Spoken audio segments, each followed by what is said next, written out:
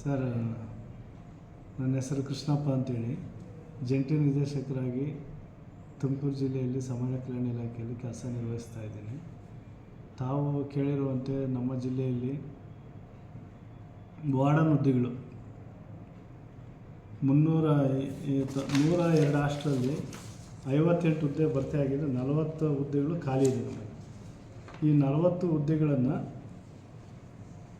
Regular wardens ಯಾರಿದ್ದಾರೆ, qualified ಯಾರಿದ್ದಾರೆ, ಯಾರು ಉತ್ತಮವಾಗಿ ಕೆಲಸ ಮಾಡ್ತೀವಿ ಅನ್ನೋಂಥ ಭರವಸೆ ಮತ್ತು ನಂಬಿಕೆ ಇದೆ, ಅಂಥವರಿಗೆ ಹೆಚ್ಚುವರಿ ಪ್ರಭಾರವನ್ನು ವಹಿಸಿ ತಾತ್ಕಾಲಿಕವಾಗಿ ಆ ನಿಲಯಗಳನ್ನು ನಿರ್ವಹಣೆ ಮಾಡ್ತಾಯಿದ್ದೀವಿ. ಮತ್ತು ಅನಿವಾರ್ಯವಾಗಿ ಕೆಲವೊಂದು ಕಡೆ ರೆಗ್ಯುಲರ್ ವಾರ್ಡನ್ನು ನಮ್ಗೆ ಸರಿಯಾಗಿರೋರು, ಸರಿಯಾಗಿ ಮ್ಯಾನೇಜ್ ಮಾಡದೇ ಇರೋರು ಸಿಗದೇ ಇದ್ದಾಗ ಅಲ್ಲಿ ಒಂದೆರಡು ಸ್ಥಳೀಯ ಮತ್ತು ಬೇರೆ ಬೇರೆ ಹುದ್ದೆಗಳಲ್ಲಿ ಇರೋರನ್ನ ಬಳಸ್ಕೊಂಡು ನಿಲಯಗಳನ್ನು ಸಮರ್ಪಕವಾಗಿ ನಿರ್ವಹಣೆ ಮಾಡ್ಕೊಳ್ಳೋವಂಥ ಪ್ರಯತ್ನ ಮಾಡ್ತಾಯಿದ್ದೀವಿ. ಇಷ್ಟು ಖಾಲಿ ಹುದ್ದೆಗಳನ್ನು ಭರ್ತಿ ಮಾಡೋದಕ್ಕೆ ನಾವು ಸರ್ಕಾರಕ್ಕೆ ರಿಕ್ವೆಸ್ಟ್ ಮಾಡಿದ್ದೀವಿ.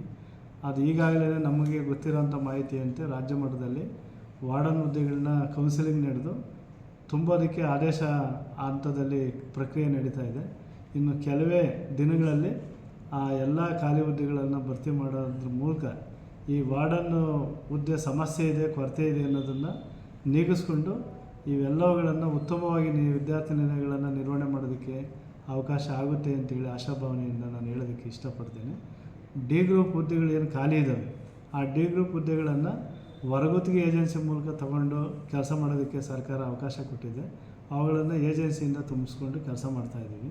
ಇನ್ನು ವಾರ್ಡನ್ ಹುದ್ದೆಗಳದ್ದು ಈಗ ನೇಮಕ ಆಗಿ ಬಂದರೆ ಆ ಸಮಸ್ಯೆನೂ ನಮಗೆ ಬಗೆಹರಿತೈತೆ.